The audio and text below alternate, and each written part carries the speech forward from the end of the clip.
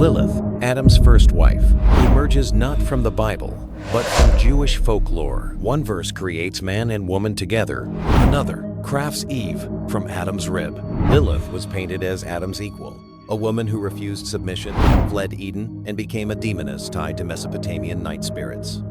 Skeptics dismiss her as a myth, a story to reconcile biblical gaps or demonize independent women. Still, Lilith endures, her defiance resonating through feminist and occult lenses, challenging our views on gender and power. Before we dive into her saga, hit that subscribe button if you enjoy Bible stories where folklore defies faith, and explore why this outcast story still haunts us. Long before she was demonized in medieval folklore, Lilith lurked in the margins of Scripture, some might say, hiding in plain sight depending on their translation.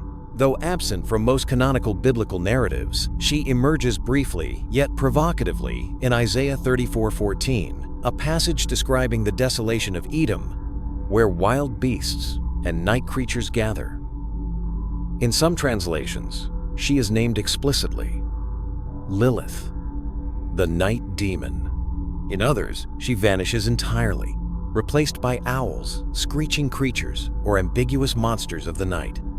Why does her presence flicker between versions?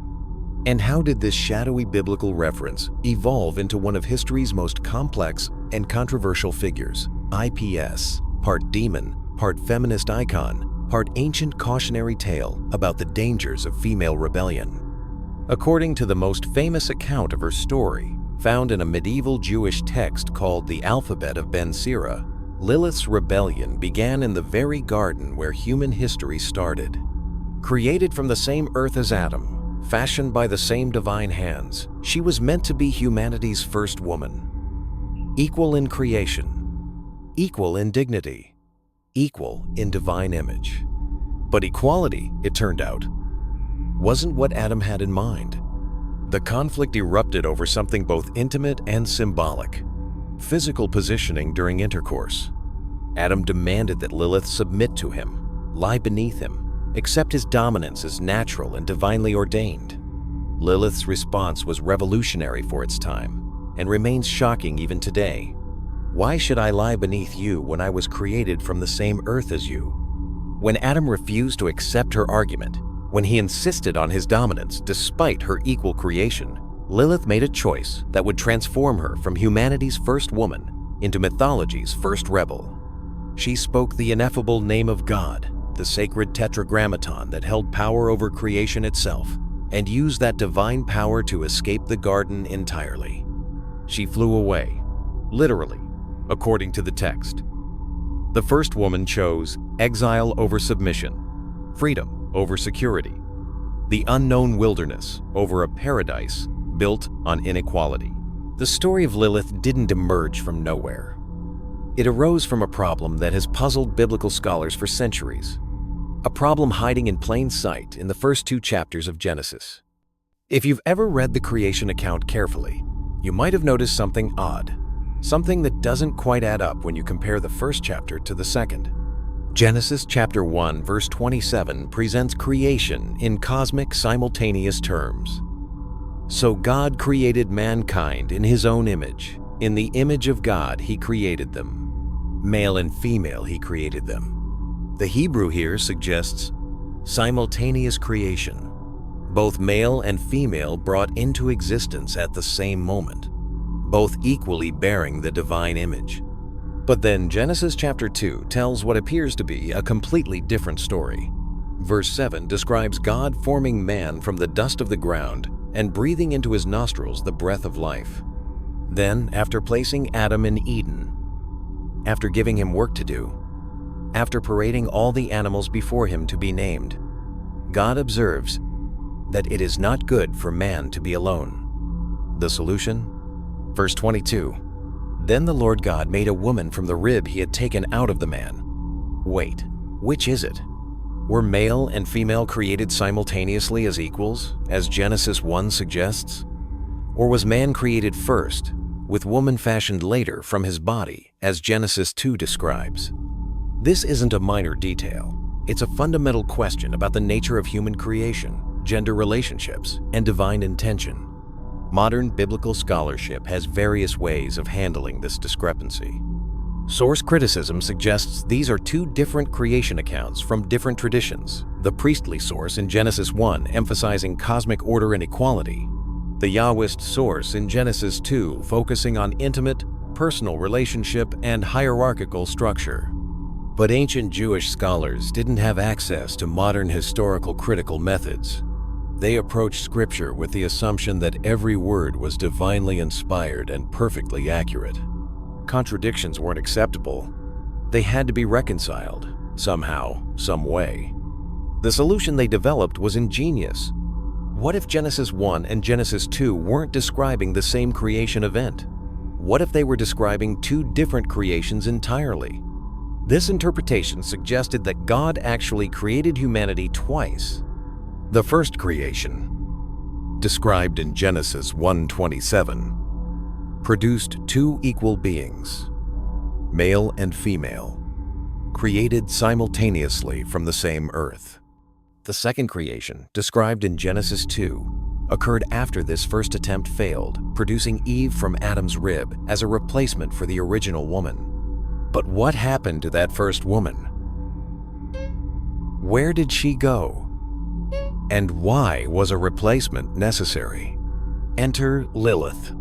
Jewish tradition filled in the blanks that Scripture left open. If Genesis 1 described the creation of a first woman who was Adam's equal, and Genesis 2 described the creation of a second woman who was formed from Adam's body, then clearly something had gone wrong with the first arrangement. That first woman, ESK, created equal, created simultaneously, created from the same earth as Adam, ESK, must have proven problematic somehow. She must have rejected her role, refused her place, challenged the order that God intended. Her rebellion necessitated her removal and replacement with a more compliant alternative. This interpretation served multiple theological purposes. It preserved the accuracy of both Genesis accounts by making them describe different events. It explained why Eve seemed more naturally submissive than one might expect from someone supposedly created as man's equal. And it provided a cautionary tale about what happens when women reject their divinely appointed roles. The first woman's name came from various sources. Some connected her to the night creature mentioned in Isaiah 34:14. Others drew from Mesopotamian traditions about female demons. Eventually, she became known as Lilith, the woman who was created equal, but refused to accept inequality, who was replaced because she couldn't be controlled. This rabbinic solution to the Genesis discrepancy had profound implications for Jewish thinking about gender, marriage, and divine authority. It suggested that equality between men and women wasn't just difficult or undesirable, it was literally impossible. Even when God created them equal, the woman's nature led her to rebellion and chaos. The Lilith narrative implied that Eve's creation from Adam's rib wasn't arbitrary divine choice, but necessary correction of a failed experiment. Woman needed to be created from man's body rather than independently because independent creation led to independence of spirit, which led to rebellion against proper order. This interpretation also provided theological justification for male authority in marriage and society. If the first woman's equality had led to cosmic disruption requiring divine intervention, then clearly hierarchy wasn't just social convention, but divine necessity. Yet the same narrative that justified patriarchal authority also preserved memory of an alternative possibility. Even while condemning Lilith's rebellion, the tradition remembered that she had once been Adam's equal, that gender hierarchy wasn't the original divine intention, but a later adaptation to human failure. The rabbinic solution to Genesis's discrepancies raised as many questions as it answered. If God created Lilith equal to Adam, why was her assertion of equality treated as rebellion? If independence was so dangerous, why create her independent in the first place? Was her rebellion inevitable? Or could the first creation have succeeded under different circumstances? These questions remain relevant because they touch on fundamental issues about human nature, gender relationships, and divine intention. that every culture must address. The Lilith narrative becomes a lens through which to examine whether equality between men and women is natural, possible, or desirable. Modern readers often find themselves sympathizing with Lilith's position, while recognizing the cultural constraints that made her rebellion seem threatening to ancient interpreters.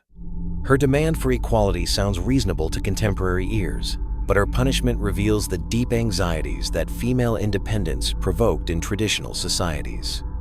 The Genesis discrepancy that sparked Lilith's story thus becomes more than just a textual problem requiring scholarly solution. It becomes a window into humanity's ongoing struggle to understand gender, power, creation, and the relationship between divine intention and human experience.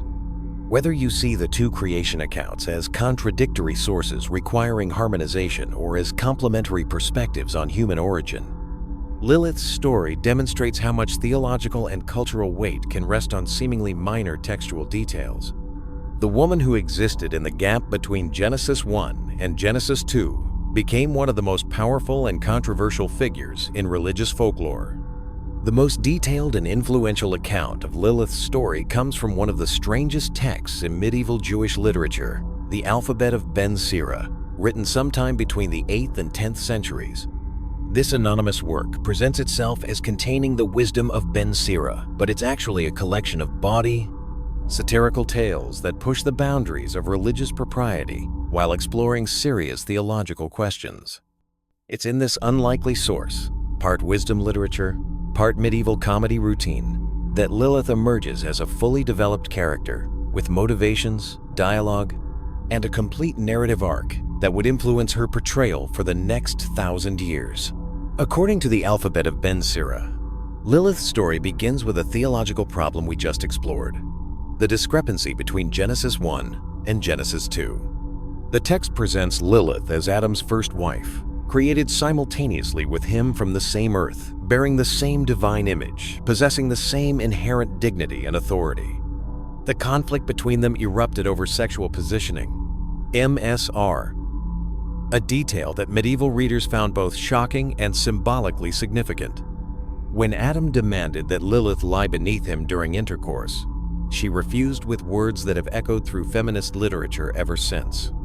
"Why should I lie beneath you when I was created from the same earth as you? We are both equal, for we are both from the earth." This wasn't just about physical positioning. Sexual hierarchy served as a metaphor for broader questions about authority, submission, and the nature of marriage relationships. Lilith's refusal to accept the subordinate position represented a fundamental challenge to the idea that male dominance was natural, divinely ordained, or morally justified. When Adam insisted on his authority and Lilith continued to resist, their conflict escalated beyond what their relationship could contain. Unable to reach compromise and unwilling to submit, Lilith made a decision that would define her character forever. She spoke the ineffable name of God, the Tetragrammaton YHVH, that held creative and destructive power over all existence. Using this divine name, she acquired the power of flight and literally escaped Eden, soaring away from the garden and from Adam's authority. Her choice represented the ultimate rejection of human relationships, built on hierarchy and submission. Rather than accept inequality, she chose exile. Rather than submit to dominance, she chose solitude. God's reaction to Lilith's flight reveals the complex dynamics at work in this story. Rather than immediately punishing her rebellion or creating a replacement, God sent 3 angels, Sinoi, Sansonoi, and Simanjalof, to negotiate her return.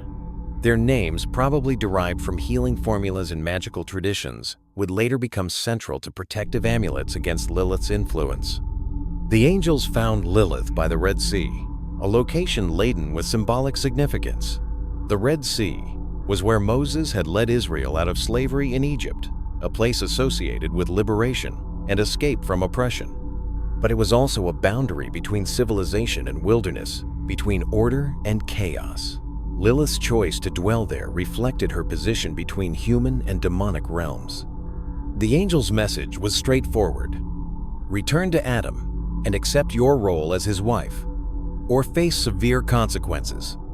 When Lilith refused, they delivered a punishment that transformed her from woman into demon.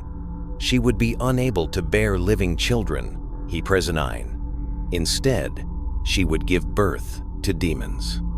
She would be compelled to prey upon human infants, killing 100 of her own demon offspring each day as compensation. And she would become a creature of darkness, seducing men in their sleep and stealing their life force. Yet even in this punishment, Lilith retained something that made her dangerous: her intelligence, her beauty, and her unbroken will. The curse didn't break her spirit. It redirected her power toward destruction rather than creation. Understanding Lilith's story requires recognizing the satirical context in which it appears.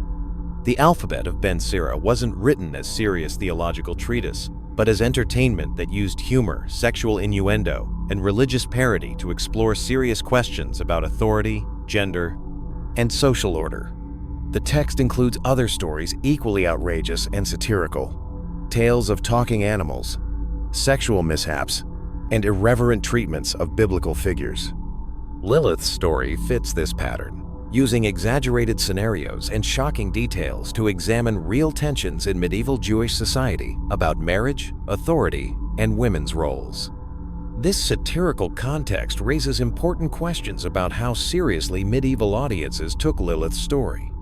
Was it meant as literal history, theological allegory, or entertainment that happened to address serious issues? The answer probably varies, depending on the reader and the context in which the story was encountered. Some scholars argue that the satirical framework allowed the author to explore dangerous ideas, like female equality and rebellion against male authority, that couldn't be discussed seriously without risking accusations of hymor-sum, heresy, or social disruption. By presenting these ideas as comedy or fantasy, the text could raise questions about gender hierarchy while maintaining plausible deniability about its intentions. The uncertain authority of the alphabet of Ben Sira has made Lilith's story controversial from its earliest appearances. Unlike biblical narratives or established rabbinic traditions, her story emerged from a text whose satirical nature made its reliability questionable from the beginning. Medieval Jewish authorities were divided about how to treat traditions that came from such sources. Some rejected them entirely as inappropriate entertainment that had no place in serious religious discussion. Others argued that even satirical texts could contain legitimate traditions that preserved authentic ancient materials. This uncertainty about authority allowed Lilith's story to spread without requiring official endorsement from religious hierarchies. It could circulate as folklore rather than doctrine, influencing popular imagination while remaining outside the boundaries of established theology. The ambiguous authority also meant that different communities could interpret the story differently. Some treated it as cautionary tale about the dangers of female rebellion. Others saw it as explanation for various supernatural phenomena. Still others used it as source material for magical practices and protective rituals. Despite its satirical origins, Lilith's story from the alphabet of Ben Sira became the foundation for centuries of subsequent tradition. Later Jewish texts would elaborate on her demonic activities, her relationship with other supernatural beings, and her ongoing conflict with human mothers and children. The three angels who confronted her became central figures in protective magic, with their names inscribed on amulets and birth charms. The Red Sea location became associated with various magical practices and incantations. Even the specific details of her punishment, NDD death of 100 demon children, influenced later folklore about how to protect against her influence. Most significantly, the story established Lilith as a complex figure who couldn't be easily categorized as simply evil or simply sympathetic. Her rebellion was simultaneously justified. She had been created equal, after all, and destructive in its consequences. Her punishment was both harsh and somewhat deserved, given her refusal to compromise or negotiate. This moral ambiguity has made Lilith's story remarkably adaptable across different historical periods and cultural contexts. Each generation can emphasize different aspects of her character: her independence, her rebellion, her punishment, her transformation, depending on their own concerns about gender, authority, and social order. The satirical text that gave birth to the most detailed version of Lilith's story thus became the source for one of the most enduring and controversial figures in religious folklore. Whether the author intended to create such a lasting legacy remains unknown. But the power of the story to address fundamental human questions about equality, rebellion, and the price of independence has ensured its survival long after its original satirical context was forgotten. Long before Jewish tradition created the rebellious first wife of Adam, ancient Mesopotamian cultures knew of supernatural female figures that shared striking similarities with what Lilith would become. These connections suggest that her story, while taking final form in medieval Jewish literature, drew from much older traditions about dangerous feminine spirits that predated Judaism by millennia. The Mesopotamian roots of Lilith's character reveal how ancient fears about uncontrolled female sexuality, maternal protection, and nighttime dangers evolved across cultures and centuries, eventually crystallizing in the figure we recognize today. The most direct linguistic ancestor of Lilith appears in Sumerian and Akkadian texts as Lilitu, a class of female demons associated with night, wind, and sexual danger.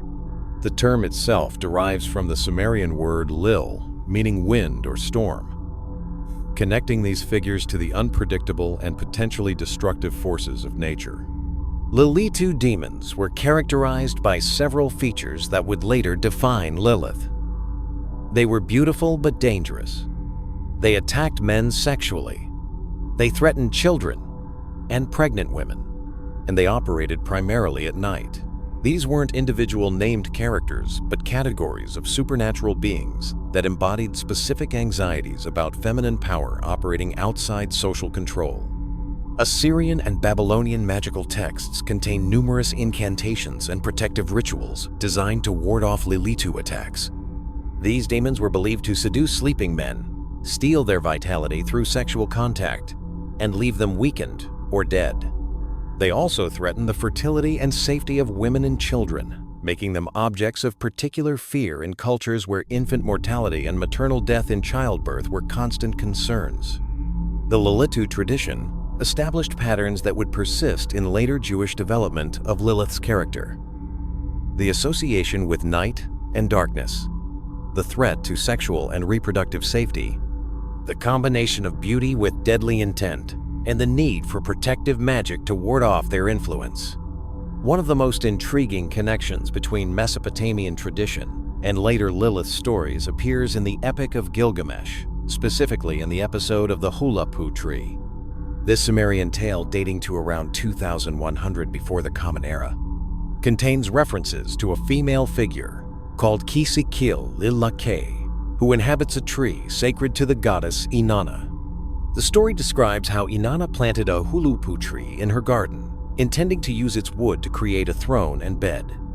But the tree became inhabited by three creatures: the Anzu bird in its crown, a snake in its roots, and Kisikil-Lilake in its trunk.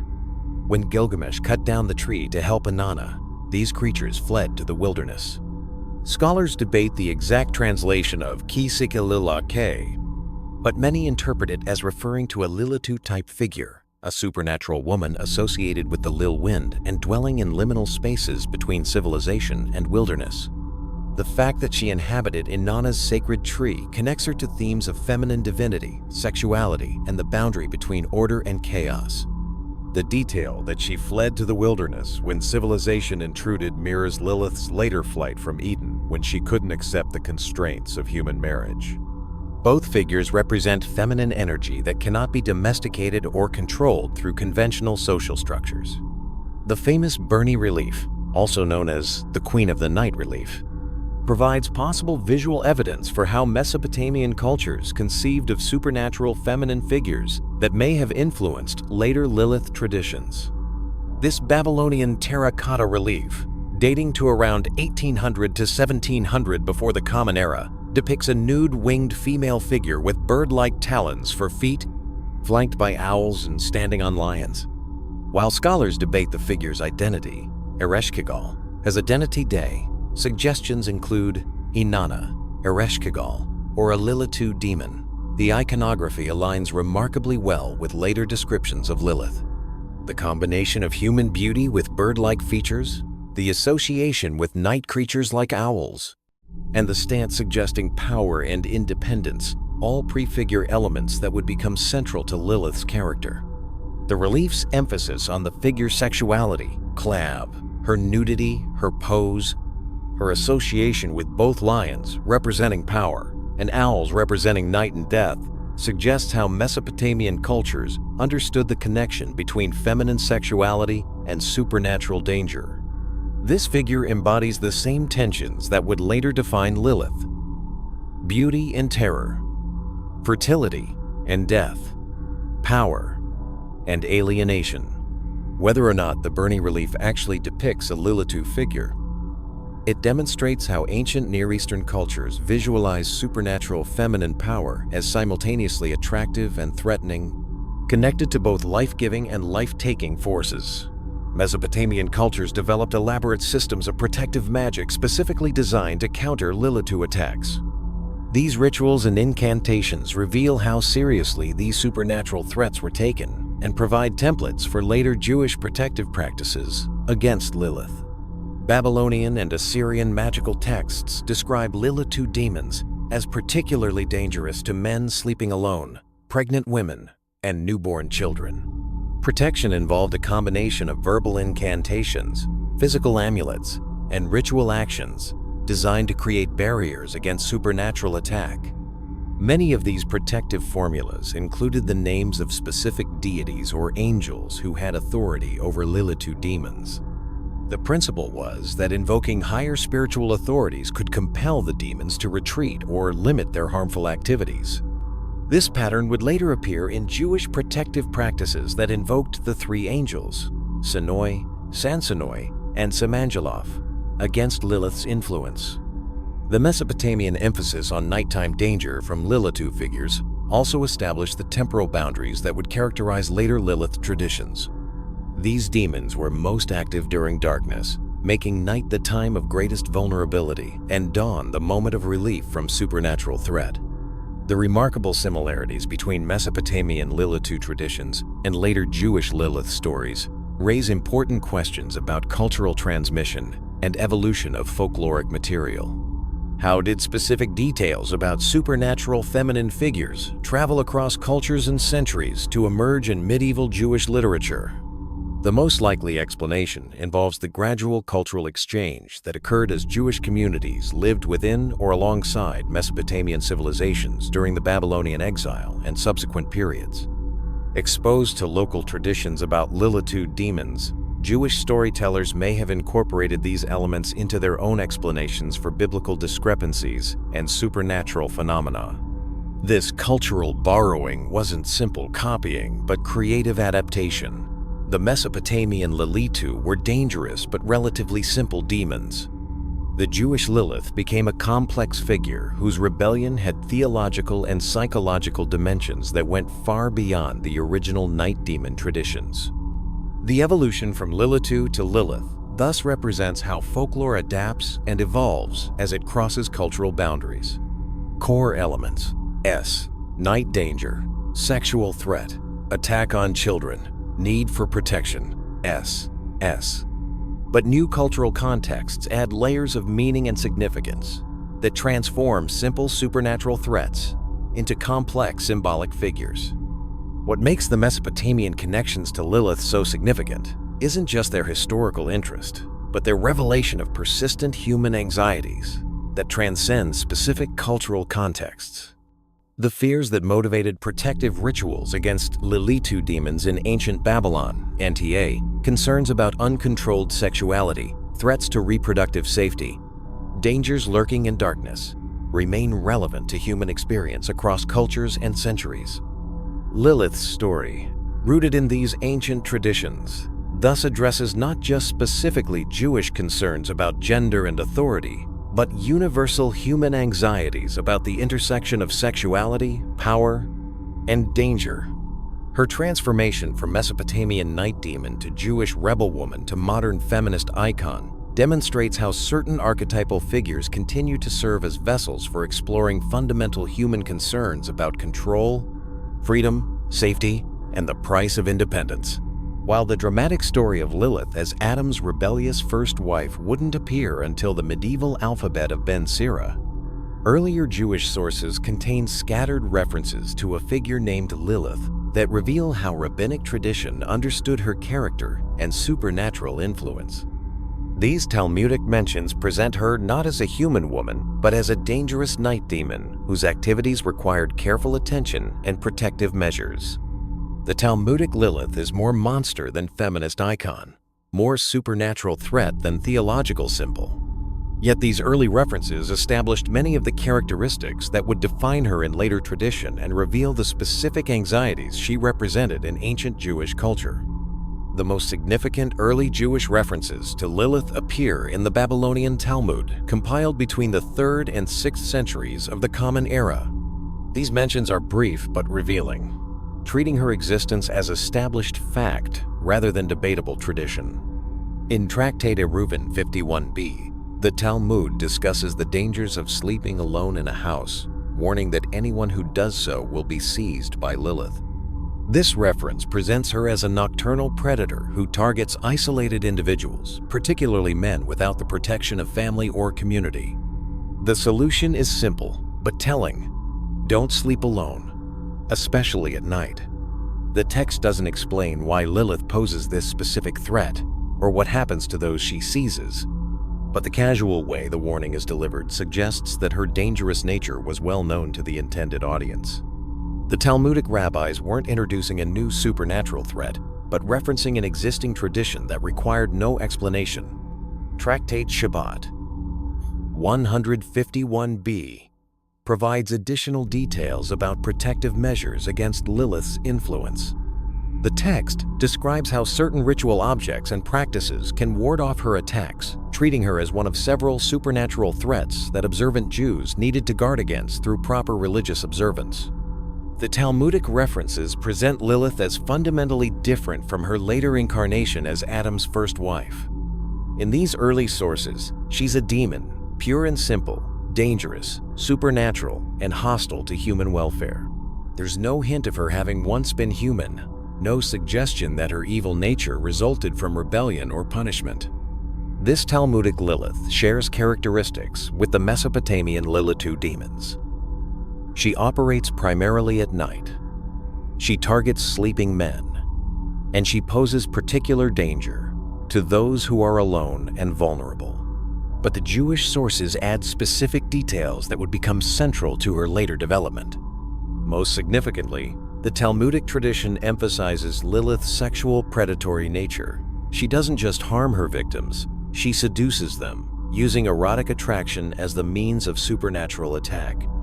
This sexual dimension distinguishes her from other demons mentioned in Talmudic literature and establishes patterns that would persist throughout her folkloric development. The emphasis on her nocturnal activities also connects her to broader Jewish concerns about the spiritual dangers of darkness. Night was understood as the time when evil forces gained strength and protective divine presence withdrew. Lilith becomes one of the specific threats that emerge when the sun sets and spiritual defenses weaken. Later, Talmudic and post-Talmudic sources expand on Lilith's supernatural reproduction, describing how her seduction of sleeping men produces demonic offspring that threaten human communities. These accounts present her not just as an individual threat, but as the progenitor of an entire category of harmful supernatural beings. The tradition suggests that Lilith's demon children inherit both her supernatural abilities and her hostility toward humanity. They become extensions of her influence, multiplying her capacity for harm and ensuring that her threat to human welfare continues across generations of demonic reproduction. This emphasis on supernatural reproduction reveals deeper anxieties about sexuality, fertility, and the boundaries between human and demonic realms. Lilith's ability to bear demon children from human fathers represents a violation of natural order that threatens the integrity of human family lines and community identity. The tradition also suggests that these demonic offspring could sometimes pass as human, infiltrating human communities without being immediately recognized as supernatural threats. This possibility added paranoid dimensions to the Lilith tradition, making her influence potentially present, even when not obviously apparent. The Talmudic recognition of Lilith as a legitimate supernatural threat led to the development of specific protective practices that became part of traditional Jewish observance. These rituals reveal how seriously rabbinic authorities took the danger she represented and provide insight into how supernatural threats were understood to operate. The primary protection against Lilith involved avoiding the conditions that made her attacks possible. Men were advised not to sleep alone, particularly in isolated houses or during times when supernatural forces were believed to be most active. Community and family presence provided both practical and spiritual protection against her influence. When solitary sleeping was unavoidable, specific ritual precautions could provide additional protection. These included reciting particular prayers, placing protective objects near the bed, and ensuring that proper mezuzot were affixed to doorposts to create spiritual barriers against supernatural intrusion. The Talmudic tradition also emphasized the importance of sexual purity and proper marital relationships as protection against Lilith's seductive power. Men who maintained appropriate sexual boundaries and fulfilled their marital obligations were believed to be less vulnerable to her supernatural attractions. While the Talmudic references to Lilith are relatively sparse and focused primarily on her demonic activities, they established the foundation for the much more elaborate folkloric traditions that would develop in later periods. The basic elements were all present: nocturnal danger, sexual predation, supernatural reproduction, and the need for protective measures. What the Talmudic sources lack is the narrative complexity that would characterize later Lilith traditions. She appears as a threat to be avoided rather than a character to be understood. There's no exploration of her motivations, no attempt to explain her origins, no psychological depth to her supernatural malevolence. This simplicity suggests that the Talmudic Lilith served primarily practical rather than theological purposes. She was a supernatural threat that required practical responses rather than a symbolic figure that carried complex meanings about gender, authority, or divine justice. Yet even in these brief mentions, hints of her later complexity appear. Her specifically sexual nature, her targeting of isolated men, her association with reproductive dangers, all of these elements would become central to the more elaborate traditions that presented her as Adam's first wife and humanity's first feminist rebel.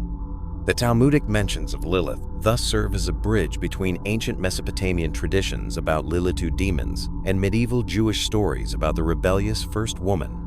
They preserve the supernatural threatening characteristics while beginning the process of specifically Jewish adaptation that would eventually produce the complex figure we recognize today. The transformation from Talmudic night demon to medieval first wife represents one of the most dramatic character developments in folkloric history. Yet the continuities are as significant as the changes: the sexual danger, the nocturnal activities, the threat to reproduction and family stability all persist even as Lilith's origins and motivations become more complex and sympathetic. Understanding the Talmudic Lilith thus provides essential background for appreciating how dramatically her character would evolve while maintaining core elements that addressed persistent human anxieties about sexuality, danger, and the boundaries between order and chaos. Jewish mysticism transformed Lilith from a relatively simple night demon into a cosmic force whose influence extended throughout the spiritual realms. The Zohar and other Kabbalistic texts elevated her from folkloric threat to theological principle, making her rebellion and ongoing activities essential components of how evil operates in the universe itself. In Kabbalistic thought, Lilith becomes more than just Adam's first wife or a dangerous night spirit. She emerges as the dark feminine counterpart to divine creative force, the shadow side of spiritual reality that must be understood to comprehend how good and evil interact in cosmic order. The Zohar, compiled in 13th century Spain but claiming much earlier origins, presents Lilith as a fundamental force in the structure of spiritual reality. Rather than treating her as an anomalous supernatural threat, Zoharic authors integrated her into their comprehensive understanding of how divine emanation works and how evil emerges from the corruption of divine order. According to Zoharic teaching, Lilith emerges from the Sephirah of Gevurah, Havarah, divine judgment or severity, when this divine attribute becomes separated from its proper balance with Hesed, divine mercy. She represents what happens when judgment operates without the tempering influence of compassion, leading to destruction rather than correction. This theological framework makes Lilith's rebellion against Adam more than personal conflict or even gender struggle. Her refusal to submit represents the cosmic principle of judgment, rejecting the moderating influence of mercy, leading to the kind of absolute, uncompromising stance that destroys rather than heals. The Zoharic tradition also connects Lilith to the androgynous nature of original creation. According to this mystical reading, the simultaneous creation of male and female in Genesis 1:27 produced a being that was both masculine and feminine, containing divine completion within itself. Lilith's separation from Adam represents the fracturing of this original unity, creating the cosmic exile that characterizes all subsequent existence. Perhaps the most significant Kabbalistic development in Lilith's story is her mystical marriage to Samael, the angel of destruction and the left-hand side of divine emanation. This union creates a demonic couple that mirrors and opposes the sacred marriage between divine masculine and feminine principles that maintains cosmic order. Samael, often identified with Satan or the evil inclination, represents the principle of opposition and destruction that serves necessary functions in divine economy, but becomes dangerous when operating independently of divine purpose. His union with Lilith creates a partnership that generates ongoing chaos and opposition to divine order.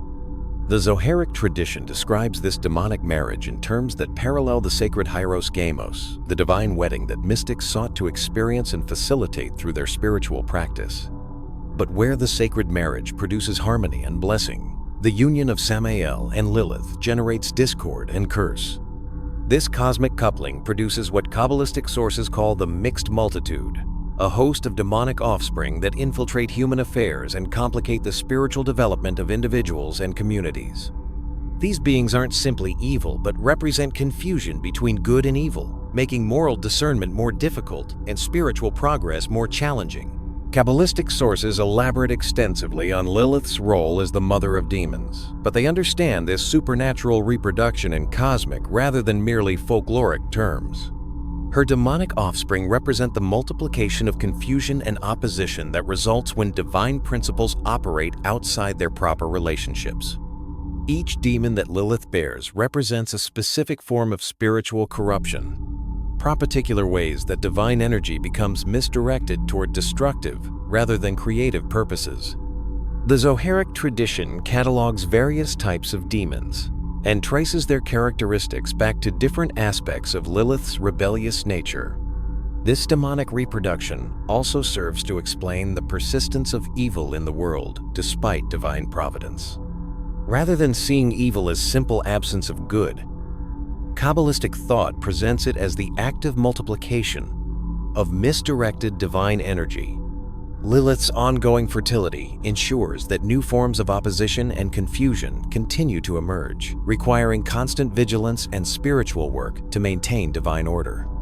The tradition also suggests that Lilith's demonic children often appear beautiful and attractive, masquerading as positive spiritual influences while actually leading souls away from authentic divine connection. This deceptive quality makes her offspring particularly dangerous to spiritual seekers who might mistake demonic inspiration for divine guidance. The Zoharic expansion of Lilith's character includes detailed accounts of her nighttime activities that go far beyond the simple seduction stories found in earlier sources. In Kabbalistic understanding, her nocturnal wandering represents the ongoing influence of cosmic rebellion on individual spiritual development. According to these mystical sources, Lilith appears to men in their dreams and sleep, not merely for sexual gratification, but to harvest spiritual energy that she redirects toward the maintenance of demonic realms. Her seduction thus becomes a form of spiritual vampirism that weakens human connection to divine sources, while strengthening opposition to divine order. The tradition emphasizes that Lilith's victims often experience her attacks as pleasurable, making her influence particularly insidious. Unlike obviously harmful supernatural threats, her seduction provides immediate gratification while producing long-term spiritual damage. Men who succumb to her influence find their capacity for authentic spiritual connection gradually diminished.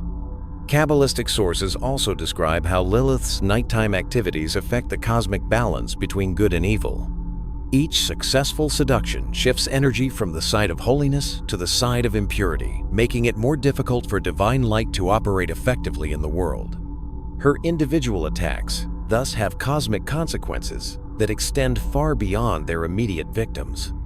The Kabbalistic understanding of Lilith as a cosmic force required sophisticated protective practices that went beyond the simple amulets and incantations recommended in earlier sources. Jewish mysticism developed elaborate systems of spiritual defense designed to counter her influence on both individual and cosmic levels. These protective practices included specific meditations designed to strengthen connection to divine sources, making practitioners less vulnerable to demonic seduction. Advanced Kabbalists learned to visualize divine light surrounding them during sleep, creating spiritual barriers that Lilith couldn't penetrate. The tradition also emphasized the importance of sexual purity and proper intentionality in marital relations as protection against Lilith's influence.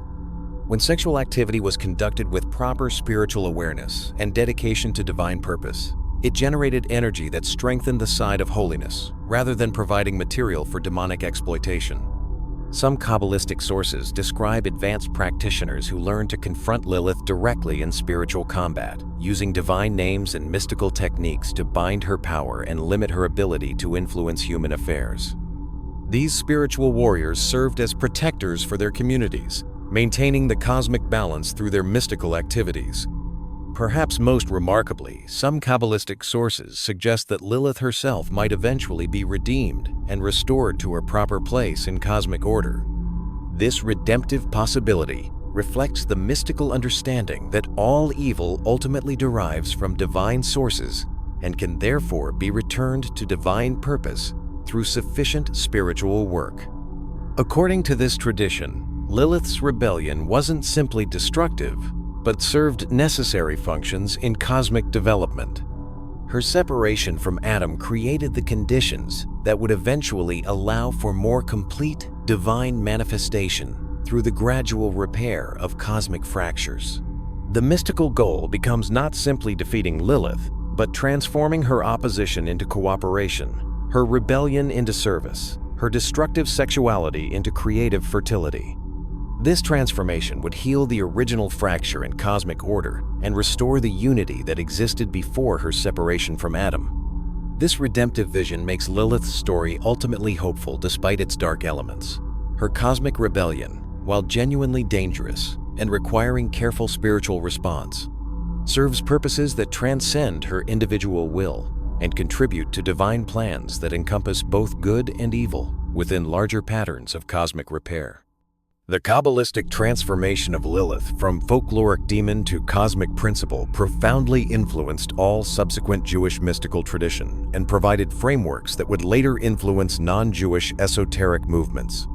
Her story became a lens through which to understand fundamental questions about the nature of evil, the relationship between masculine and feminine principles, and the possibility of cosmic repair. Modern readers often find the Kabbalistic Lilith more psychologically compelling than either the simple night demon of Talmudic sources or the rebellious first wife of medieval folklore. Her cosmic rebellion addresses universal human questions about the relationship between individual will and cosmic order, between the desire for independence and the need for harmonious relationship. The mystical understanding of her ongoing influence also provides frameworks for understanding how individual spiritual choices affect broader patterns of good and evil in the world. Lilith becomes a symbol for how personal rebellion, while sometimes necessary for growth, can also contribute to cosmic dysfunction that requires careful spiritual work to heal. The discovery of the Dead Sea Scrolls and the archaeological recovery of numerous incantation bowls from ancient Mesopotamia have provided unprecedented insight into how Lilith and related supernatural figures were understood in ancient Jewish and Middle Eastern communities. These artifacts reveal that belief in her dangerous influence was widespread and that elaborate magical practices developed to counter her threat. Unlike literary sources that might reflect individual authors' perspectives or theological speculation, these archaeological materials demonstrate the lived reality of how ordinary people understood and responded to supernatural dangers in their daily lives. Among the hundreds of texts discovered at Qumran, several contain references to supernatural figures that appear related to the Lilith tradition. The most significant appear in the Songs of the Sage, a collection of incantations and hymns designed to combat demonic forces that threaten human welfare.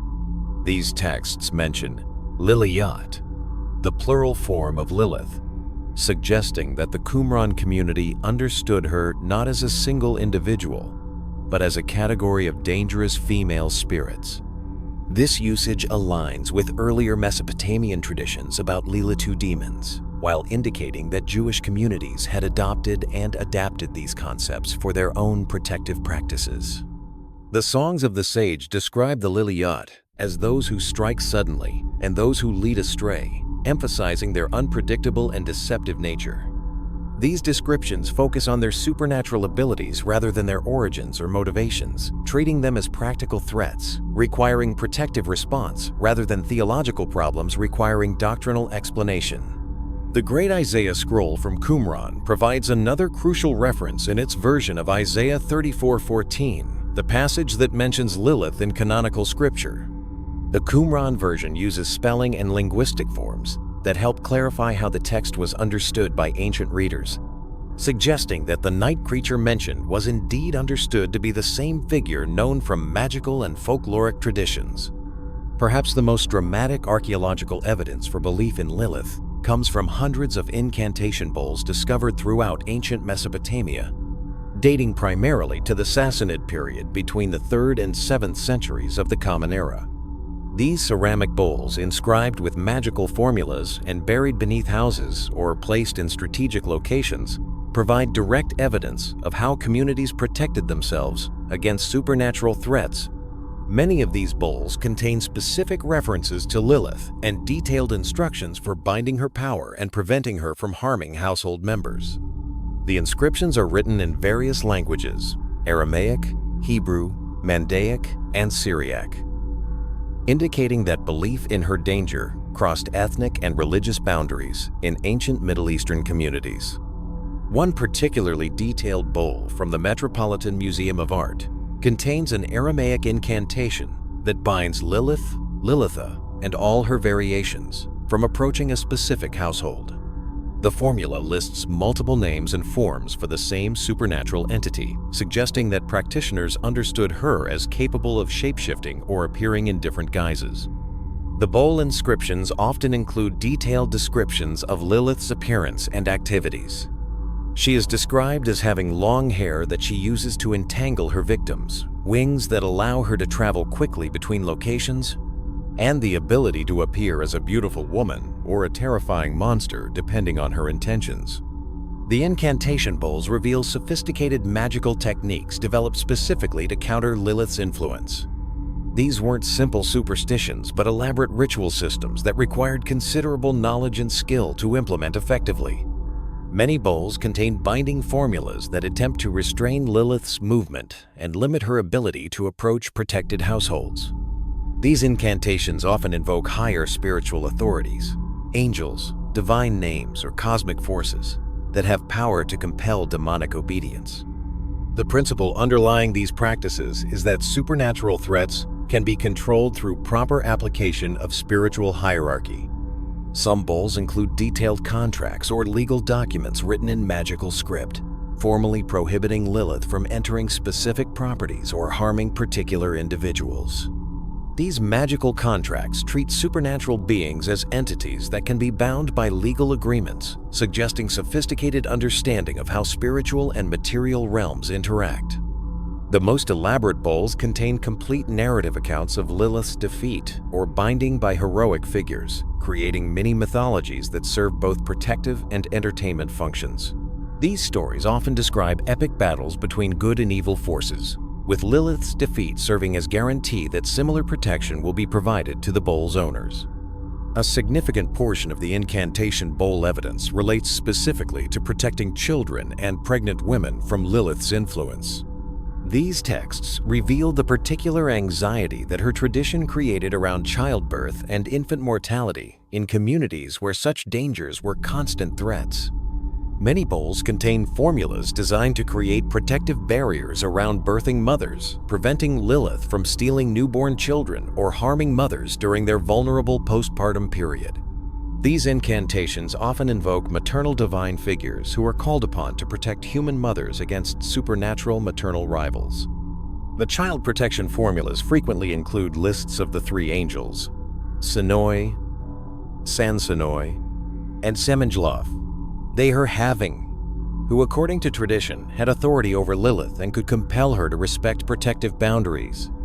The widespread appearance of these angel names in archaeological contexts demonstrates how folkloric traditions, from literary sources, translated into practical magical applications.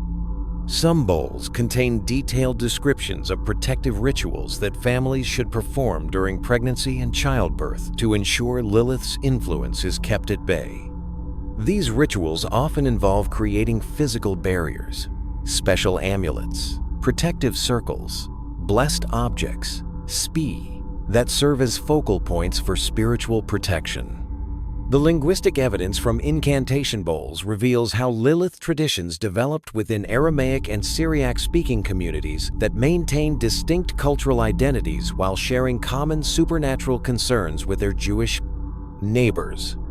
Syriac incantations often refer to Lilith using terminology that emphasizes her role as a strangler or choker of children, highlighting the specific mechanisms by which she was believed to cause infant mortality.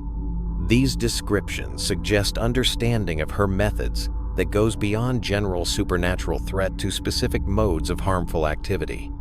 Aramaic formulas frequently describe Lilith's appearance in detail, providing some of the most vivid ancient descriptions of how she was visualized by those who feared her influence. These descriptions often emphasize her ability to appear beautiful and attractive to potential victims while concealing her true destructive nature. The multilingual nature of the incantation bowl evidence demonstrates how Lilith traditions transcended specific ethnic or religious boundaries in ancient Middle Eastern communities. Her threatening presence was recognized across cultural divisions, requiring protective responses that drew from shared magical traditions while adapting to local religious and linguistic contexts. The archaeological evidence for Lilith beliefs provides several important insights that complement literary and theological sources. First, it demonstrates that belief in her influence was widespread and persistent across multiple centuries and communities, rather than being confined to specific theological or folkloric traditions. Second, the practical nature of the protective responses reveals how seriously ancient communities took supernatural threats and how sophisticated their understanding of spiritual protection became. These weren't casual superstitions, but elaborate magical systems that required significant investment of time, resources, and expertise. Third, the focus on child protection in the archaeological evidence helps explain why Lilith traditions remain so persistent despite their troubling implications for understanding divine justice and gender relationships. In communities where infant mortality was a constant threat, any tradition that offered protection for children would be preserved and developed regardless of its theological complexity. The archaeological evidence thus provides crucial context for understanding how Lilith functioned not just as literary character or theological symbol, but as lived reality in ancient communities that developed elaborate protective systems to counter her perceived influence on their most vulnerable members. The Lilith tradition didn't develop in isolation. Across the ancient Mediterranean and Near Eastern world, similar figures emerged in different cultural contexts. Supernatural women who combined beauty with danger, who threatened children and seduced men, who embodied the fears that communities developed about uncontrolled feminine power. These cross-cultural parallels reveal universal human anxieties that transcended specific religious or ethnic boundaries. Examining these parallel traditions illuminates both the specific features that made Lilith distinctive within Jewish culture and the broader human concerns that her story addressed across multiple civilizations. Perhaps the closest parallel to Lilith appears in Greek mythology in the figure of Lamia, a woman transformed into a child-stealing monster whose story shares remarkable similarities with Jewish Lilith traditions.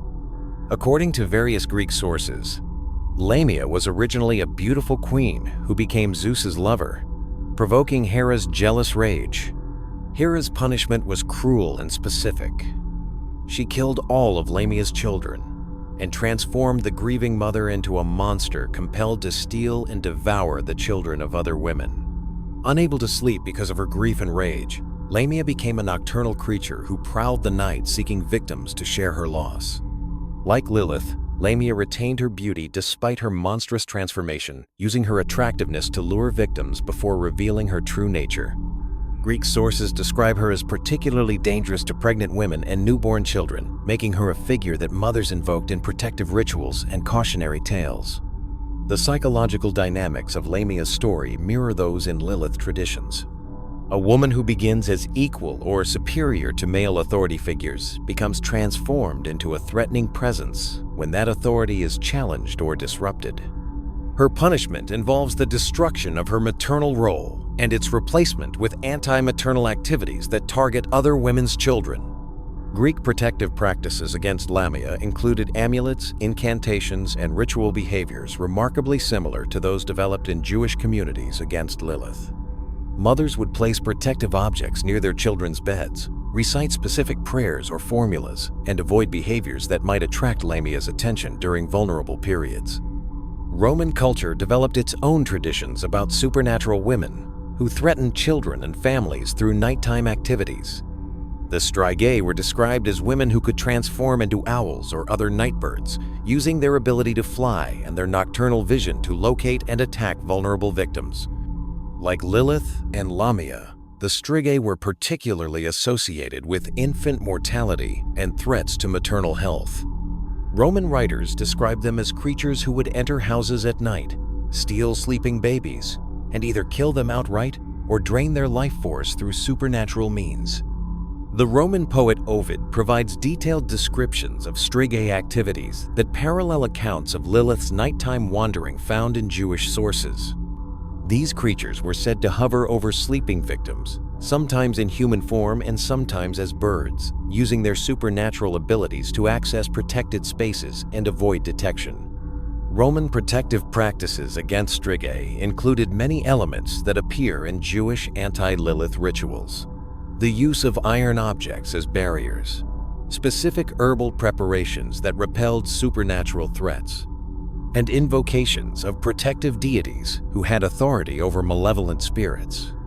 The persistence of strigae beliefs throughout Roman history and their continuation into medieval European folklore as various forms of night witches and vampiric figures demonstrates how deeply these archetypal fears were embedded in Mediterranean culture. The remarkable consistency of child-stealing supernatural women across different cultures suggests that these figures address universal human anxieties about infant mortality, maternal vulnerability, and the dangers that threaten family stability.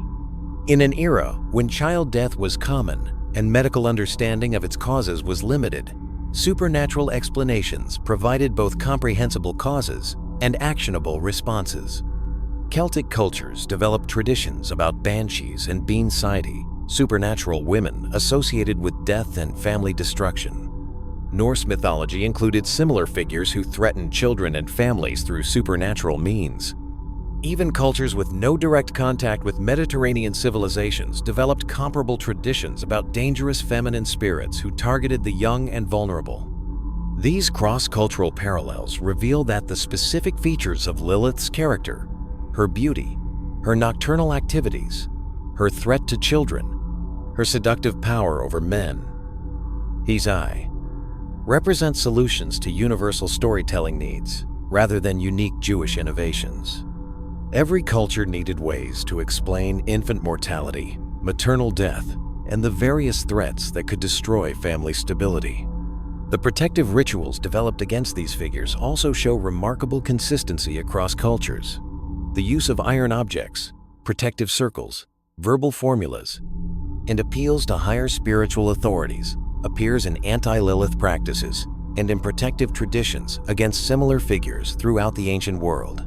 During the medieval and Renaissance periods, Lilith's influence expanded beyond Jewish communities into broader European culture while simultaneously deepening within Jewish mystical and protective traditions. This era saw the development of sophisticated amulet practices, her integration into various religious texts outside mainstream Judaism, and her emergence as a figure of interest to Christian scholars exploring Jewish esoteric traditions. The medieval period represents a crucial transition in Lilith's development, EDV. The bridge between ancient folkloric traditions and the literary and artistic treatments that would characterize modern engagement with her story. Medieval Jewish communities developed elaborate systems of protective amulets specifically designed to ward off Lilith's influence during the most vulnerable periods of family life: pregnancy, childbirth, randor, and early infancy. These amulets represent some of the most sophisticated magical technology developed in medieval Jewish culture. The most common protective amulets contain the names of the three angels, Sanoi, Sansonoi, and Samangelof, Aya, who according to tradition had authority over Lilith and could compel her to respect protective boundaries. These names were inscribed on parchment, metal, or stone, and placed in strategic locations around homes, particularly in bedrooms and nurseries. 17th and 18th century Jewish communities refined these practices into highly detailed ritual systems. Pregnant women would wear specific amulets throughout their pregnancy, changing to different protective formulas during labor and the postpartum period. Newborn children received their own amulets that were replaced at specific intervals as they grew older, and their vulnerability to Lilith's influence theoretically decreased. The textual content of these amulets often included biblical verses, divine names, and detailed contracts or legal documents that formally prohibited Lilith from approaching protected individuals. Some amulets contained complete narrative accounts of Lilith's defeat or binding, creating miniature mythologies that served both protective and devotional purposes. Archaeological evidence suggests that these protective practices were widespread throughout European Jewish communities and weren't confined to particularly mystical or superstitious groups. The production and use of anti-Lilith amulets appears to have been accepted as normal and necessary precaution rather than fringe magical practice. Perhaps surprisingly, Lilith traditions also found their way into Mandaean religious literature during this period. The Mandaeans, a small Gnostic community that has survived to the present day primarily in Iraq and Iran, incorporated elements of Lilith's story into their own understanding of cosmic evil and protective practice. Mandaean texts from the medieval period describe Lilith-like figures who threaten the spiritual development of Mandaean believers and require specific protective responses that blend Mandaean theological concepts with traditional anti-Lilith practices.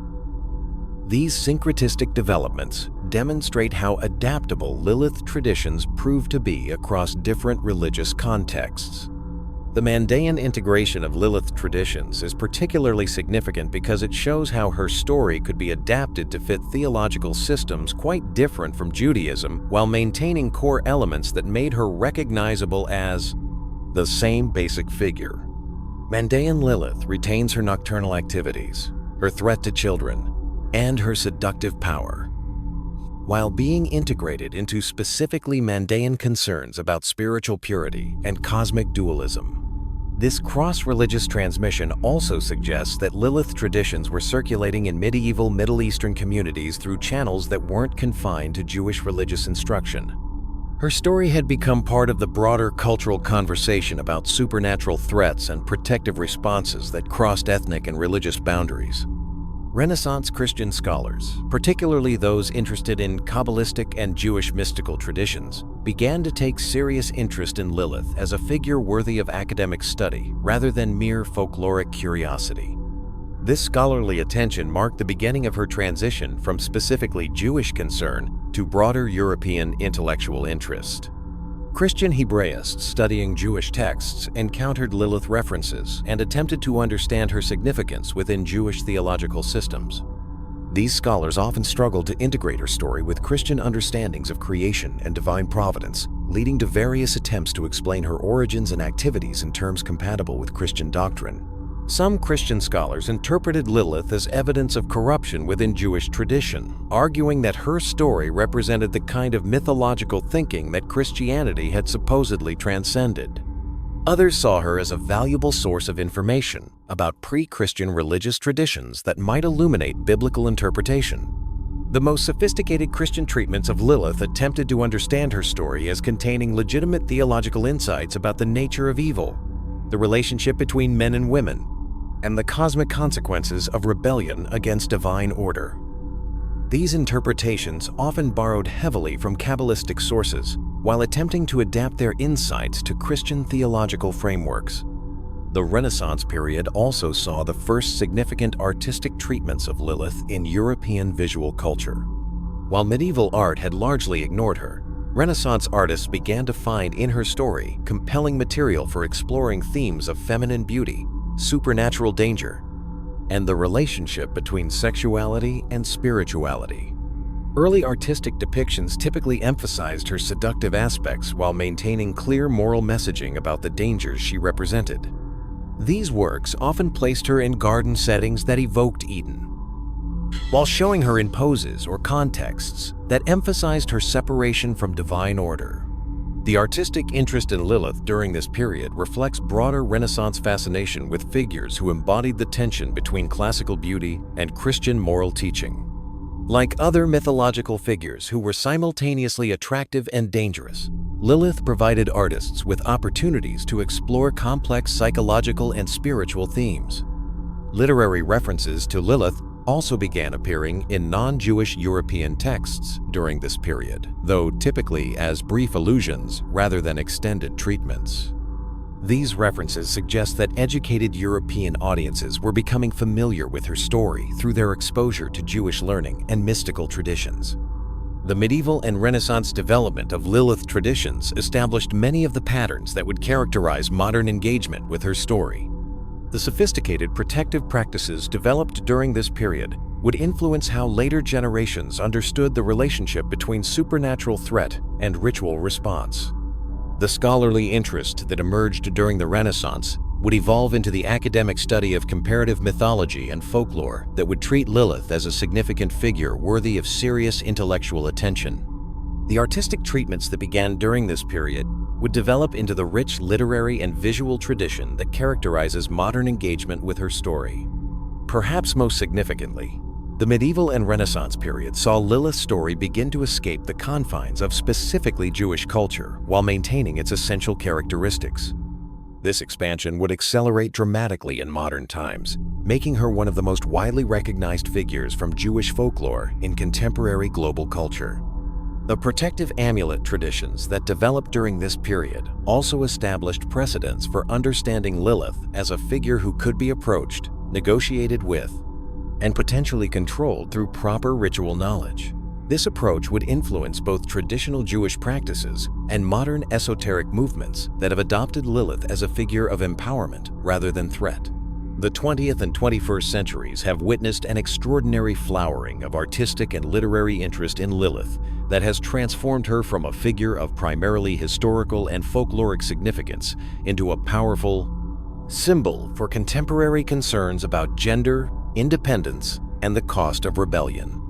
Modern artists and writers have found in her story a rich source of material for exploring themes that resonate powerfully with contemporary audiences. This artistic renaissance has also contributed to her evolution from threatening demon to complex antihero, reflecting broader cultural shifts in how feminine independence and rebellion against authority are understood and valued. Vladimir Nabokov, the masterful Russian-American novelist, included subtle but significant references to Lilith in several of his works, using her as a symbol for the kind of dangerous feminine independence that both attracts and threatens male protagonists. Nabokov's treatment is typical of early 20th century literary engagement with Lilith, fascinated but wary, drawn to her power but suspicious of her intentions. In Nabokov's literary universe, Lilith-inspired characters often serve as catalysts who disrupt established order and force male characters to confront uncomfortable truths about their own desires and limitations.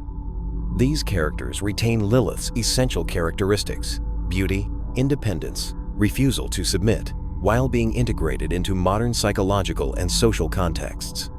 Theodore Dreiser, the American novelist known for his realistic portrayals of social and economic forces, incorporated Lilith themes into his exploration of how modern urban life affects traditional gender relationships.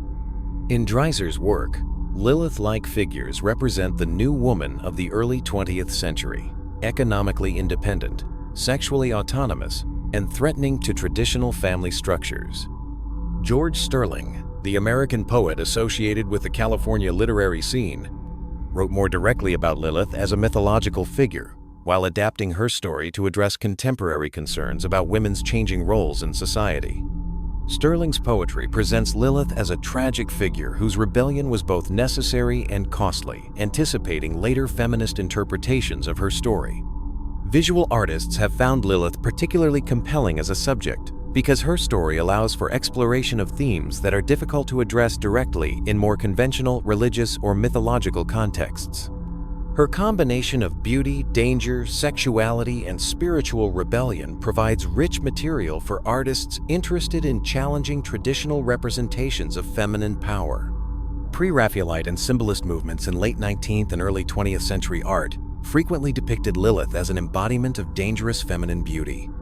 These artistic treatments typically emphasized her seductive power, while maintaining ambiguous moral messaging about whether her rebellion should be celebrated or condemned. Dante Gabriel Rossetti's famous painting Lady Lilith exemplifies this artistic approach, showing her as a figure of extraordinary beauty who is simultaneously attractive and threatening. The painting's emphasis on her luxurious hair and sensual pose celebrates her physical power, while the symbolic elements in the composition suggest the spiritual danger she represents. Modern and contemporary artists have taken increasingly bold approaches to Lilith imagery, often explicitly celebrating her rebellion, rather than treating it as a cautionary tale. Feminist artists in particular have found in her story a powerful symbol for resistance to patriarchal authority and the assertion of feminine independence. These contemporary artistic treatments often emphasize Lilith's choice to leave Eden as liberation rather than punishment, presenting her exile as the first act of feminist consciousness rather than the first example of dangerous feminine rebellion. This interpretive shift reflects broader cultural changes in how female independence and refusal to submit to male authority are understood. Contemporary literature has produced increasingly sophisticated treatments of Lilith that engage seriously with both her traditional characteristics and her potential as a symbol for modern concerns about gender equality and feminine empowerment. Toni Morrison, the Nobel Prize-winning American novelist, incorporated Lilith themes into several of her works, particularly Sula, where the title character embodies many of Lilith's essential characteristics: independence, refusal to conform to conventional feminine roles, and the ability to both attract and threaten the communities she encounters. Morrison's treatment of Lilith-inspired characters is particularly sophisticated because it acknowledges both the power and the cost of feminine rebellion. Her characters achieve independence and autonomy, but often pay significant prices in terms of community acceptance and personal relationships, reflecting the ongoing tensions that Lilith's story continues to illuminate. Alice Walker, another major American novelist, has explored Lilith themes in works like The Color Purple, where characters struggle to assert their independence and dignity in the face of oppressive authority structures. Walker's treatment emphasizes the spiritual and psychological costs of submission while celebrating the courage required for authentic rebellion. These literary treatments by African-American women writers are particularly significant because they connect Lilith's story to broader themes of resistance to oppression and the assertion of dignity in the face of systematic attempts to enforce submission. Their work demonstrates how Lilith's ancient story continues to provide relevant frameworks for understanding contemporary struggles for equality and justice. Modern poetry has proven particularly well-suited to exploring Lilith's symbolic significance because poetic expression allows for the kind of ambiguous and multi-layered meaning that her story seems to demand. Poets have found in her figure a way to address complex questions about feminine power, spiritual rebellion, and the relationship between independence and isolation. Contemporary feminist poets have been especially drawn to Lilith as a figure who represents the possibility of rejecting oppressive relationships and choosing autonomy despite social consequences. These poetic treatments often emphasize her courage and integrity, while acknowledging the loneliness and alienation that accompany her choice. Religious and spiritual poets have explored Lilith as a figure who illuminates questions about divine justice, human agency, and the relationship between individual will and cosmic order. These treatments often present her rebellion as theologically significant, rather than simply personally motivated, making her story relevant to broader questions about the nature of good and evil. Science fiction, fantasy, and horror literature have embraced Lilith as a character whose supernatural origins and complex motivations make her well-suited to contemporary genre exploration. These treatments often update her story to modern or futuristic settings while maintaining her essential characteristics. Urban fantasy novels frequently feature Lilith-inspired characters who navigate the challenges of maintaining independence and power in contemporary urban environments. These characters often struggle with the same basic conflicts that define traditional Lilith stories: the tension between connection and autonomy, the cost of refusing to submit to authority, and the challenge of maintaining integrity while exercising power. Horror literature has found in Lilith a figure who embodies fears about feminine sexuality and independence that continue to resonate with contemporary audiences. These treatments often emphasize her dangerous aspects while maintaining the psychological complexity that makes her more than simply a monster.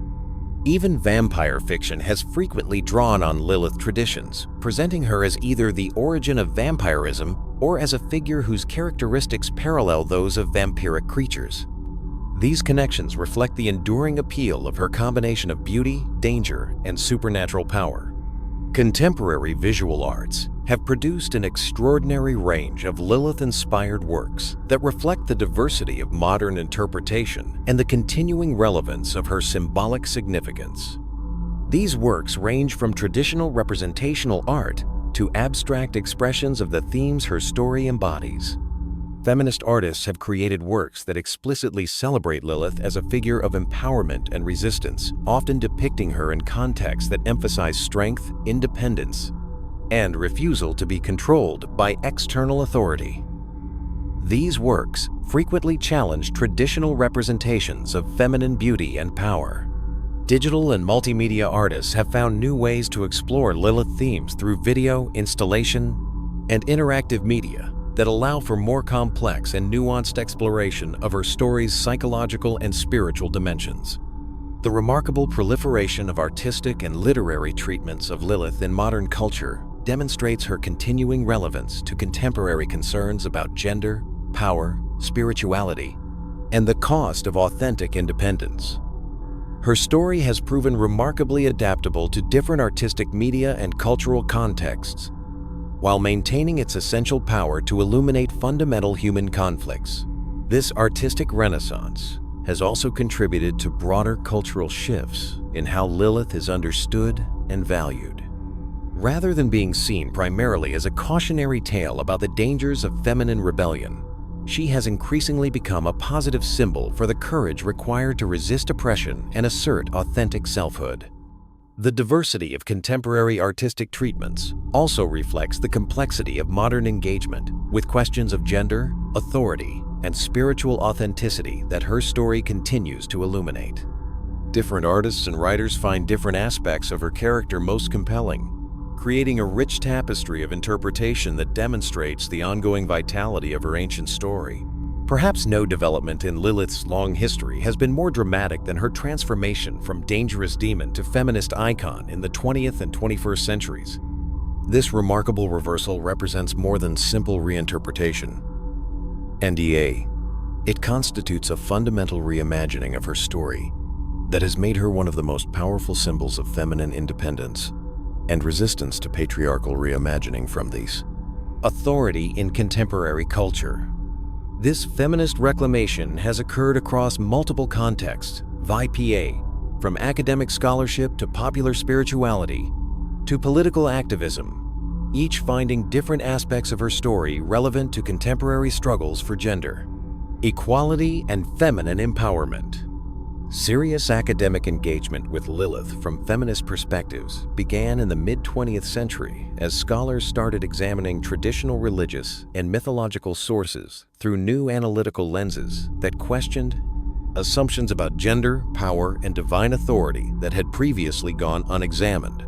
Feminist biblical scholars noted that Lilith's story, particularly as told in the alphabet of Ben Sira, contained elements that could be read as justified resistance to oppression rather than dangerous rebellion against divine order.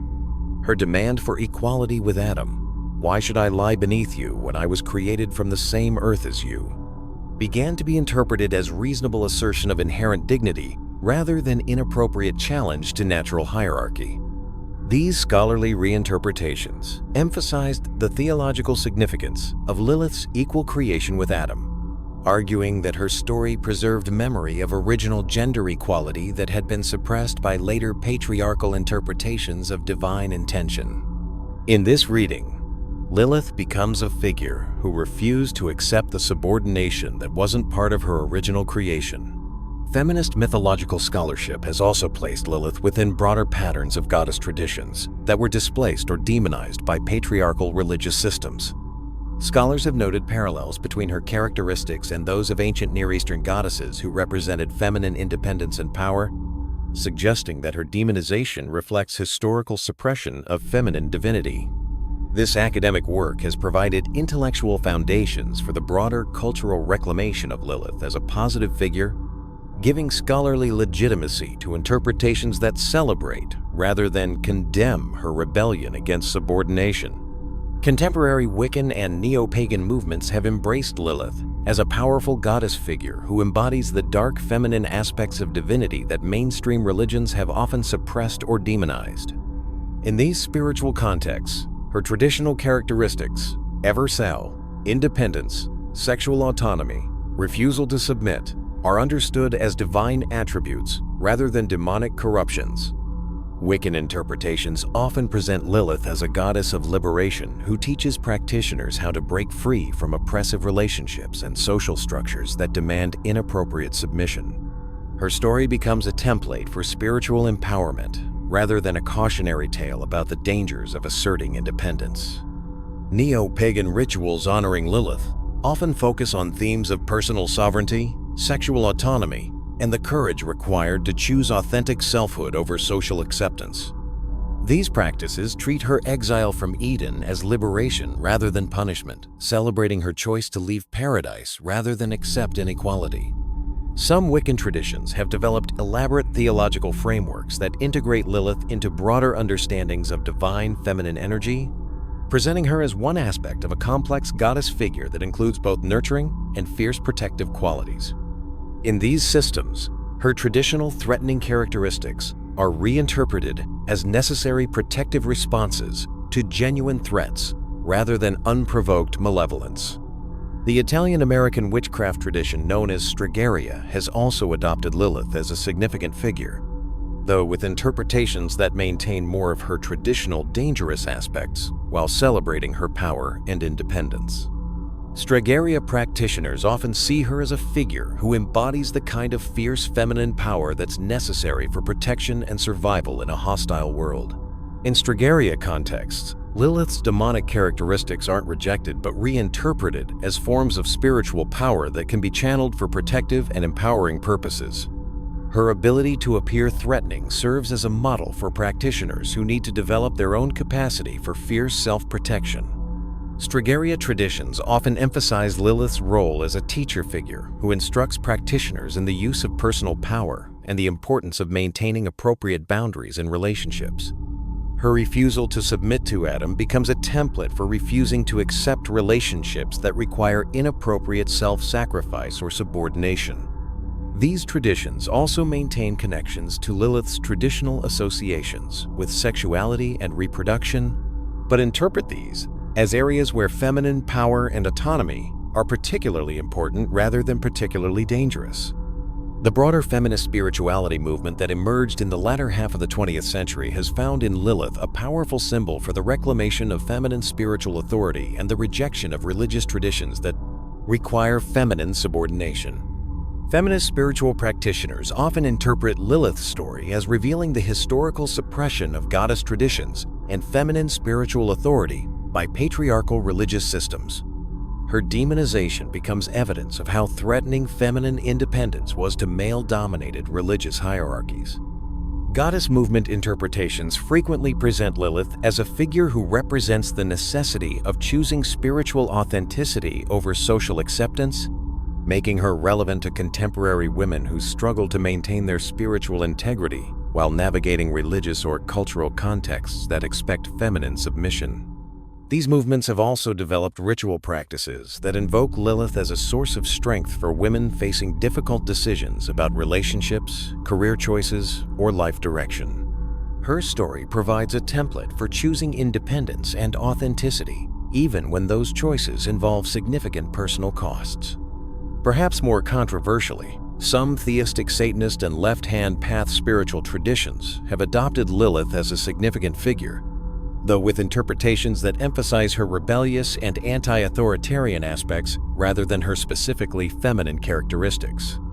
These traditions often present Lilith as a figure who represents legitimate rebellion against oppressive divine authority, making her relevant to broader questions about individual sovereignty and resistance to illegitimate power structures.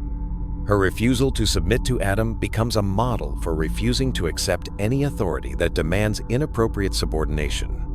Left-hand path interpretations typically emphasize Lilith's choice of exile over submission as evidence of the spiritual value of independence and self-determination. Her willingness to accept the costs of rebellion rather than compromise her principles makes her a model for practitioners who prioritize personal integrity over social acceptance. Some of these traditions have developed sophisticated theological frameworks that integrate Lilith into broader understandings of spiritual evolution and the necessity of transcending conventional moral categories in pursuit of authentic spiritual development. The feminist reclamation of Lilith has also generated significant academic debate about the relationship between historical accuracy and contemporary empowerment narratives. Some scholars argue that celebrating Lilith as a feminist icon requires ignoring or minimizing the genuinely problematic aspects of her traditional story. Critics of feminist Lilith interpretations note that her traditional characteristics include genuine threats to children and families that can't easily be reinterpreted as positive qualities. They argue that focusing exclusively on her rebellion against Adam ignores the broader context of her activities as described in traditional sources. Defenders of feminist interpretations respond that the problematic aspects of Lilith's traditional story reflect the demonization of feminine independence by patriarchal cultures, rather than authentic characteristics of a historical or mythological figure. They argue that recovering positive interpretations of her story serves important contemporary purposes, even if it requires critical engagement with traditional sources. This academic debate reflects broader questions about the relationship between historical scholarship and contemporary spiritual or political needs, and about whether ancient stories should be interpreted primarily in their original contexts or adapted to address contemporary concerns. Some contemporary feminist scholars have embraced the concept of Lilith as a monster feminist, a figure whose empowerment comes precisely from her willingness to be seen as dangerous and threatening rather than attempting to make feminine power acceptable to existing authority structures. This interpretation celebrates Lilith's refusal to moderate her demands or compromise her position in order to maintain relationships or social acceptance. Her monstrous characteristics become evidence of her refusal to conform to expectations about appropriate feminine behavior rather than evidence of genuine moral corruption. The monster feminist reading suggests that authentic feminine empowerment may require accepting the label of monstrosity from cultures that can't tolerate genuine feminine independence and authority. Lilith becomes a model for women who choose to be feared rather than loved if those are the only available options. This interpretation has proven particularly appealing to feminists who who are frustrated with approaches to gender equality that require women to be non-threatening and acceptable to existing power structures. Lilith's story provides a template for feminist approaches that prioritize authentic empowerment over social acceptability. The feminist reclamation of Lilith continues to evolve as new generations discover her story and find in it resources for addressing contemporary challenges related to gender, power, sexuality, and spiritual authenticity. Her remarkable transformation from demon to icon demonstrates both the adaptability of ancient stories and the continuing relevance of the conflicts her narrative addresses. Contemporary discussions about consent, autonomy, reproductive rights, and workplace equality often reference Lilith as a figure who embodies the principles at stake in these debates. Her story provides historical precedent for the kind of fierce independence and refusal to compromise that contemporary feminist movements continue to require. The ongoing development of feminist interpretations of Lilith also reflects broader changes in how gender, sexuality, and power are understood in contemporary culture. As these understandings continue to evolve, her story will likely continue to serve as a resource for exploring new questions about equality, authority, and the costs and benefits of rebellion against oppressive structures. Perhaps the most nuanced skeptical perspective acknowledges that regardless of her historical authenticity, Lilith serves important contemporary cultural functions that help explain her remarkable popularity in modern spiritual and feminist movements. Her story provides a powerful narrative framework for exploring questions about gender equality, individual autonomy, and the costs of resistance to oppressive authority that remain urgently relevant to contemporary audiences. Whether or not she represents authentic ancient tradition, she offers symbolic resources for addressing modern challenges. This functional approach to Lilith traditions suggests that debates about historical authenticity may be less important than recognition of how her story serves contemporary spiritual and political needs. Stories can be culturally valuable and personally meaningful, even if their historical foundations are questionable. However, skeptical scholars argue that recognizing the contemporary cultural function of Lilith traditions requires honest acknowledgement of their probable origins in later folkloric development rather than ancient religious revelation.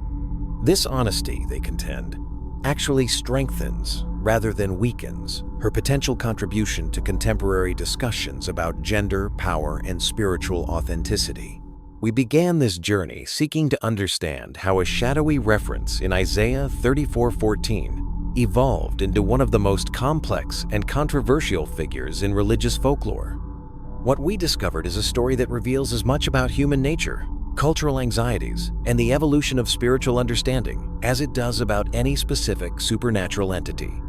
Lilith's remarkable transformation from Mesopotamian night demon to medieval Adam's wife to modern feminist icon demonstrates the extraordinary adaptability of certain archetypal figures and their capacity to address changing human concerns across millennia.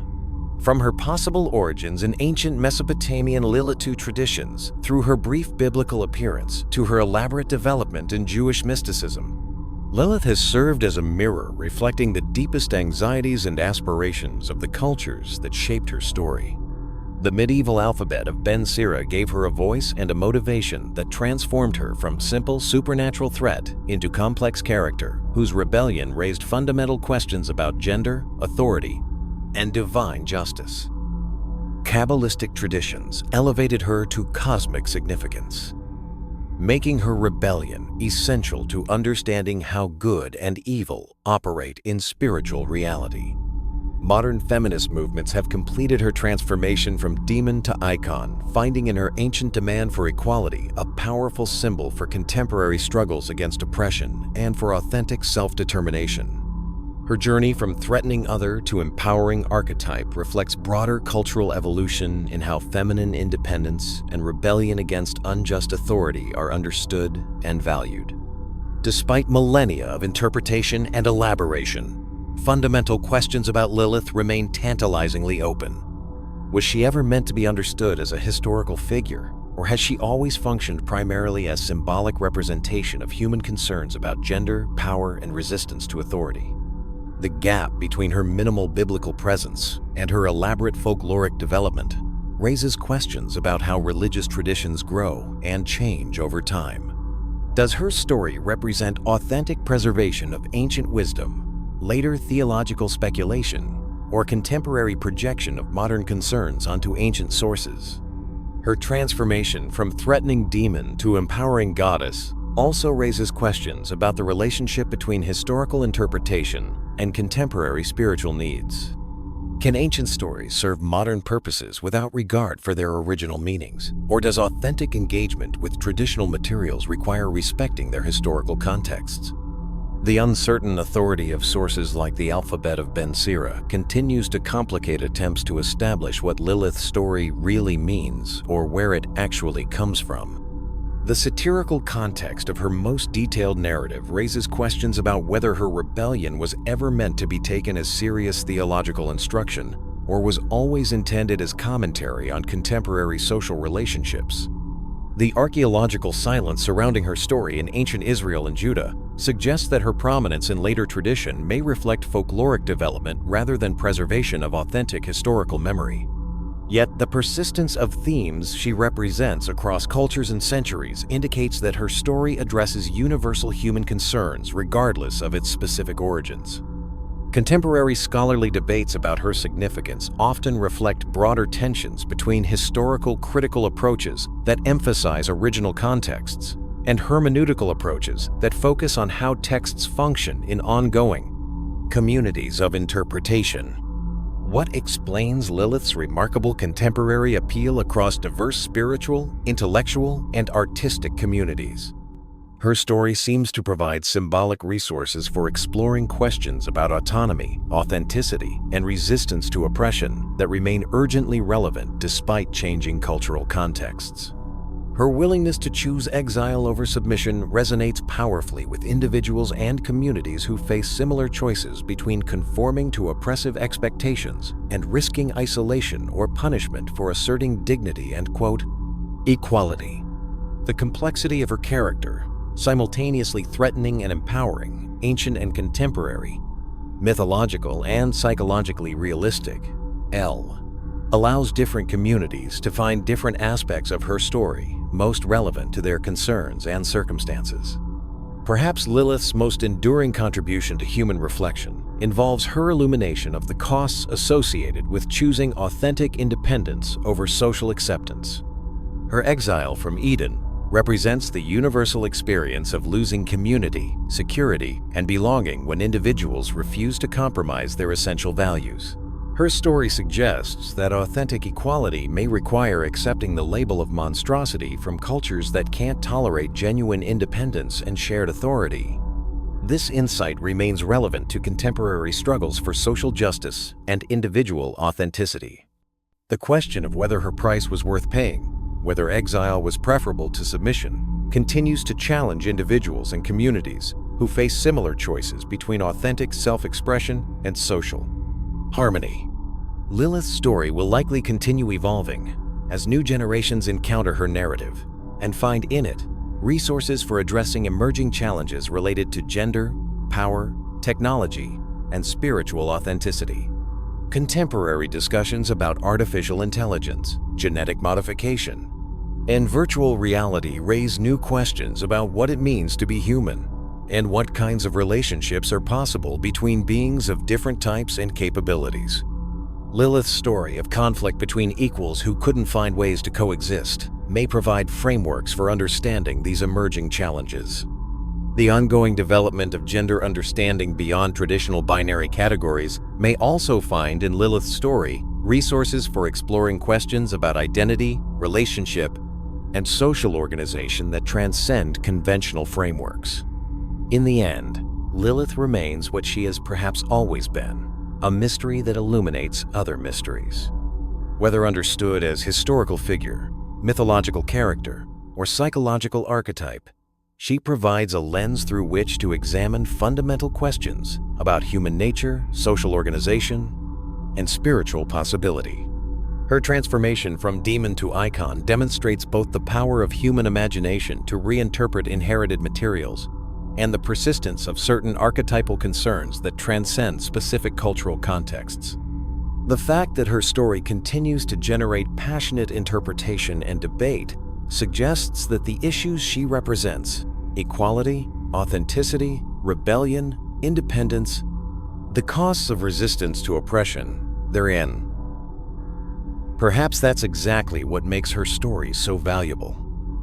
Rather than providing settled answers about gender, relationships, or spiritual truth, Lilith's narrative continues to raise questions that each generation must answer for itself about what authentic equality requires and what individuals and communities must be willing to sacrifice to achieve it.